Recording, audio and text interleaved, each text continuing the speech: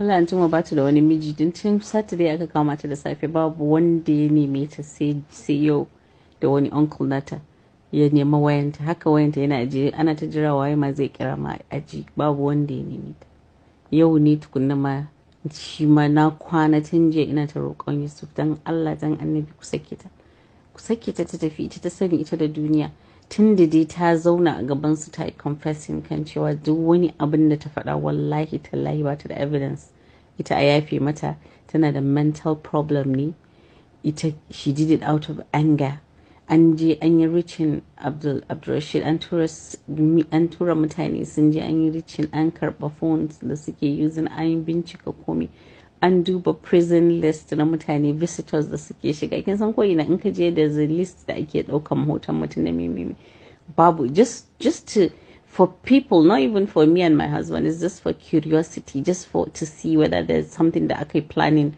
if there's something more than what she's just saying wallahi talahi anti umma yarinyar ne yanda ta zo na ta yi maganar nan ba ta da ko hoto guda ɗaya ni abu ne ya bani mamaki na ce how can somebody sit down and say the things she said and swear and even begged me online that in ban ɗauki mataki ba Allah ya sa mama na karuwa ne or something she even said that and then you don't even have a picture ni da my sister said there and then ta ce ya umi India an fitar da wani picture sai dai wani picture ne da za su haɗa kanki da wani jiki or something but everybody knows that there's no way wai akwai wani hoto in yarinya nan tana da wani hoto da daga ranar da ta yi wannan bidiyon she will attach it with all these evidences because there's nothing she has not said da ma ta yi adding evidence in kin ga da an wuce gurin ba ko na minti ko da friends ina suka taru a office ni kawai na shiga office ranar na dawo daga Jos ina shiga kawai na gansu duka na ce me ya faru wai baki ga me yake faru ba na ce what is it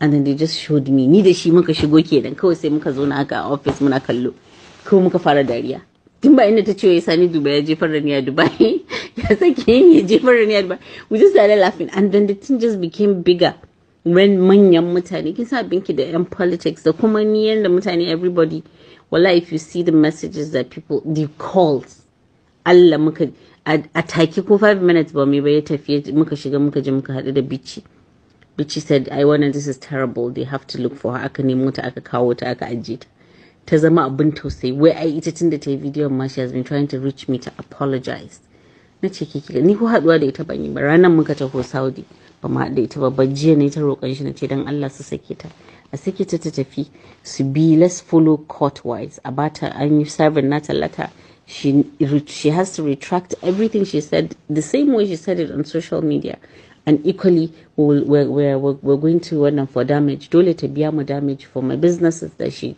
said ina saka magani a abinci din mutane su ci furniture baya less than 2 years duk ta faɗa na so she has tarnished the image of my businesses and equally the worst part is she accused me of adultery online now no matter what I do someone somewhere will never hear that she said ƙarya take and somebody will never believe that da gaske shi sai ƙarya take wani zai ce kawai mun je mun using power mun making nata za ta faɗi abin da za ta faɗa so she has to pay for damages she said she's extremely wealthy so $1 billion will not do anything to her we've served her the letter today ana cire ta daga kanin babanta ya zo ya karɓe ta and he said yana ta neman Yusuf ya ƙi ansa wayan shi ya ƙi ansa wayan kowa ya ce shi ba zai haƙuri ba and I agree with him sai mun je court sai ta bamu duk wani evidence da ta faɗa sai mu gani in har babu sai ta biya mu kin ga an wuce gurin gobe wata ba za ta taso ta faɗi irin maganar nan wallahi tun ban kin san yadda yanzu tun da safe na kwace wayan shi sai yanzu na kwanta ne bacci ko na tashiwa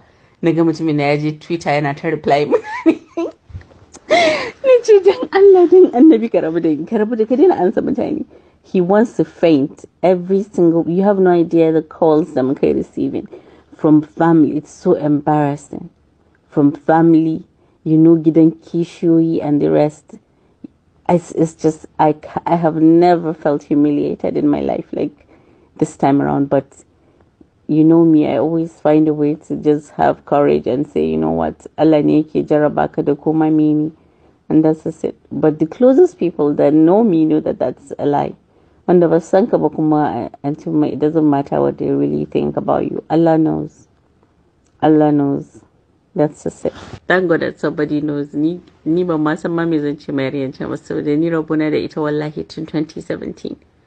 Da ni da ita dai muka haɗu so ɗaya a Saudiya. Ta ce yaranta suna so na or something, they wanted to see me or whatever. I can't even remember. 2017. Na zo umra, ta zo ta same ni muka gaisa da yara na ba su kyautan kuɗi. That was all. The last time she chatted me up was 2019. I still have her chat. Lokacin wani abin jaruma da ya tashi ne or something, ta aika min da Allah ki hakuri karki magana wa na ce ba komai. That's it.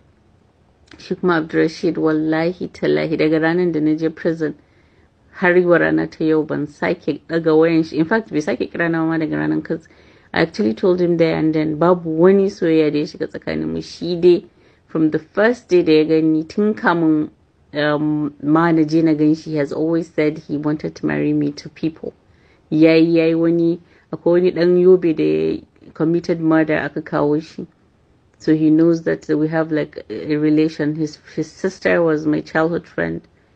That's all. Yayi a bashi number na aka ki. Ko da ya fara abin na kitchen din na sai da suka yi wajen 1 year tukunna ma na realizing who the person was. That was it. He called me once. We spoke for 40 minutes on the phone. He told me everything that he wanted to marry me in why. He said all sorts of things. But that's it. There was no relationship whatsoever between me and she. I'm a very straightforward person. Even at that time, I told him I was in a relationship with someone. And there was no way I would leave a bird at hand and then wait for someone that was in prison. Even though I never showed him that way. When he keep prison or something, I really didn't care. He was a customer. I treated him as one. I have never even been involved in building his menu. His sister and I believe his daughter, Suske, communicating the management. Sai a canza mishi menu a kaza. Once in a while, he sends me direct messages from like different numbers to say, oh, abincin na ana kai mishi ko yaji yayi yawa ko gishiri yawa or something. Sai yi musu magana su canza su gyara. But wallahi tala, I didn't know what that thing was. I have no idea where that story came from. Wallahi, I've forgotten that girl existed in my life. Sai shekaran jiya da kawai na ga video. Luckily for me, even the day I went to prison, I spoke to like a couple of people da naji ba ma shi kaɗai ba, and even when I went to meet him, he was not alone. I met him with a police officer there da kuma wancan cousin, wancan family friend ɗin man da na ce miki. There was no time that ni da she were seated where alone ba har ma mu wani magana da ba. So it was really sad, and I didn't even meet my now husband when that thing happened. So alhamdulillah, the tun da ne aure there was no time that they spent in 30 minutes that mijina bai san inda nake ko ni da shi ba ma tare, because we were working or doing a project in Just ni da shi. So we're almost every time muna Just tunda muka yi aure. Ko time da tace shekaran jiya ina can din ma, I was actually in Just with him, and he was dazzled to hear something. Dukkan mu ko mun tsaya haka ni da shi, kin ga inda muka tsaya muna kallon video. Yace babe zan kashe yari kenan. Kin san yadda na danne mutumin